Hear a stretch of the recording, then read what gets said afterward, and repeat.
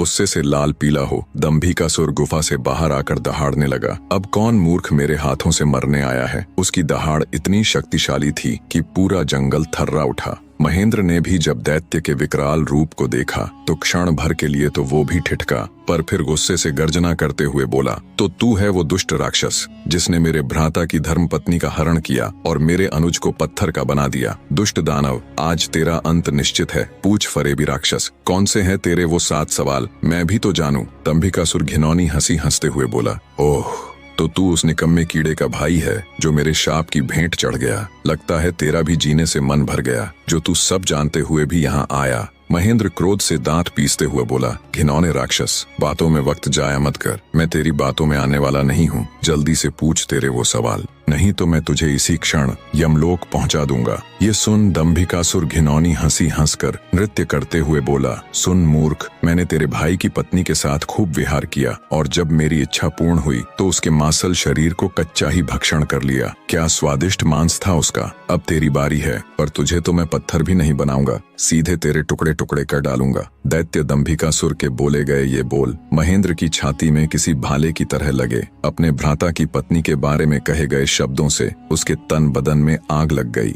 सब कुछ अच्छे से जानते हुए भी महेंद्र अपने ऊपर काबू नहीं रख सका और दैत्य दंभिकासुर को मारने के लिए तेजी से उसकी तरफ लपका। जैसे ही उसने दैत्य के ऊपर अपनी पूरी ताकत लगा तलवार से वार किया, वैसे ही अपने भाई की तरह पल भर में वो भी पत्थर का बन गया। उसके पत्थर का बनते ही दंभिकासुर हंसते हुए बोला, तुम दोनों भाइयों की किस्मत में यही था कि तुम दोनों युगों युगों तक मेरी गुफा के प्रहरी बनकर रह जाओगे। इतना बुदबुदाकर दंभिकासुर अपनी गुफा में जाता है और राजकुमारी चंद्रकला को भी ये सब बता देता है और कहता है, तेरे दोनों रक्षक तो मेरे सामने ढेर हो गए, अब तू किसकी आस लगाए बैठी है। मूर्ख स्त्री। राजकुमारी चंद्रकला के रो रोकर आंसू सूख चुके थे। अब बचा था तो केवल क्रोध और ज्वाला। जलती हुई आंखों के साथ गुस्से में दहाड़ती हुई राजकुमारी बोली, दुष्ट राक्षस, तू क्यों इतना खुश हो रहा है। मुझे तेरा अंत साफ नजर आ रहा है, देख मेरी आंखों में। राजकुमारी चंद्रकला के तेवर देख और उसकी बात सुन दंभिकासुर विचलित सा हो जाता है और बिना कुछ कहे ही वहां से चला जाता है।